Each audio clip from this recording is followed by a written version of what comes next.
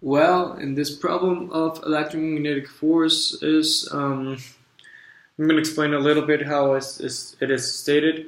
We have um, this system where we have all two positive charges, and that is on the y-axis. Well, the charge 1 that is positive is placed at the origin, and then we have this negative charge that is located at the x-axis at a distance of 0.18 meters from the origin. Alright, and it's asking what is the effect of the force at the charge 3.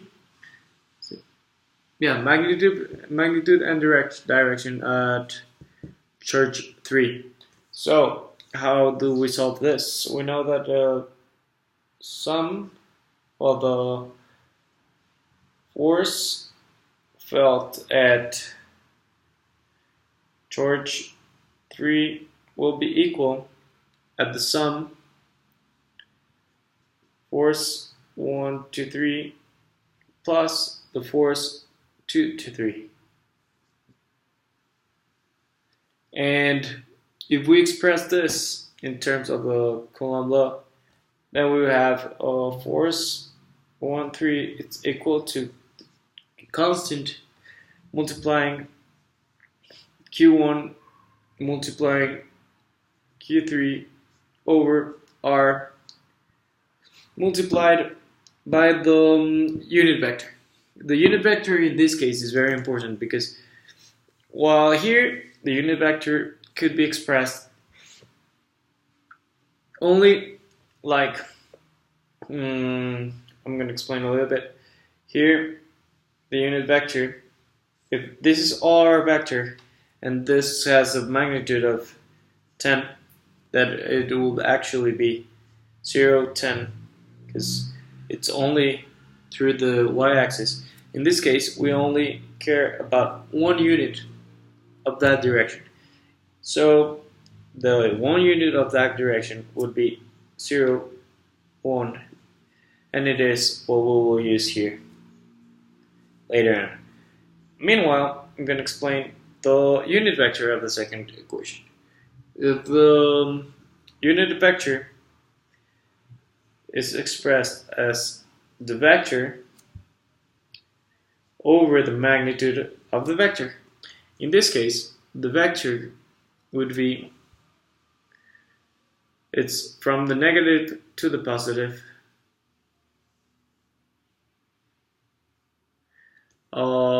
Let's remember a little bit. In this case, the force is going through from the negative to the positive, but as it is an attractive force, it is expressed like that. Sorry. And how do we know the magnitudes of this vector? Well, it's basically a triangle where its components are this 0.18 and this 0.24. So it will be minus 0.18 because it's going to the left in the x component and the 0.24 in the y component. And if we were to obtain the magnitude of that, that would be, as you all know, the magnitude of a vector is the sum of the square of its components.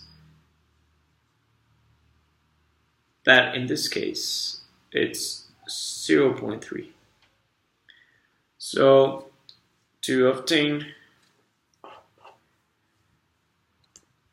the unitary vector, we'll basically do that. 0.18 minus 0.18 over 0.24. Oh, that's not over. That's only the components of the vector. Now over 0.3, and that vector is 0.06 multiplied in the x-axis, and in the y-axis 0.06 8. So that'll be our unit vector for our second equation, that it's force in the from 2 to 3, where we have the constant k, q2, q3.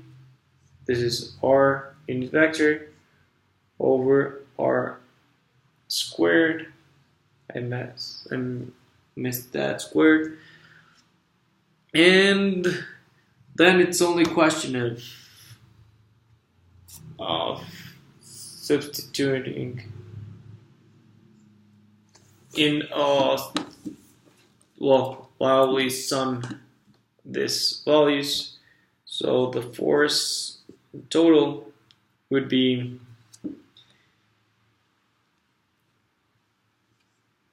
k multiplying, because k we can take it out of the summing equation, multiplying q1 multiplying q3 over r squared, that in this case would be 0.24 squared, multiplying 0, and in the x-axis and in the y-axis, plus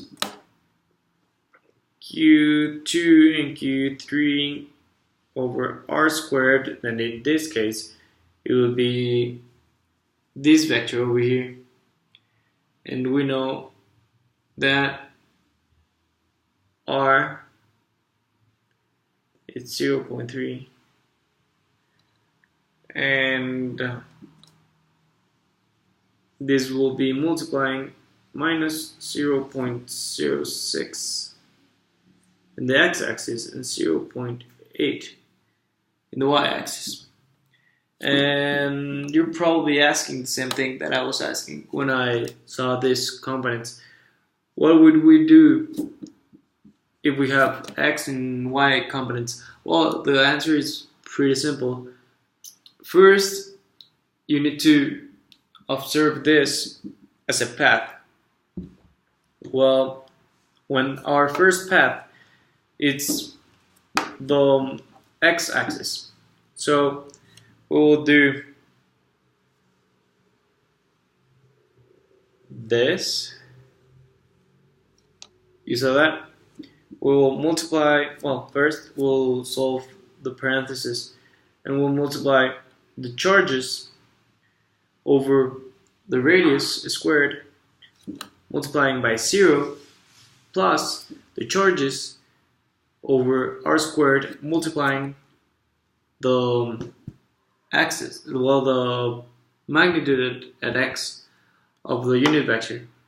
And then when we have that, we'll multiply by the constant k, and we will have the x component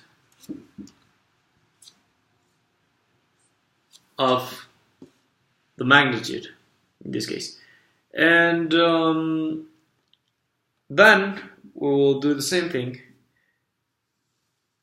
but from here,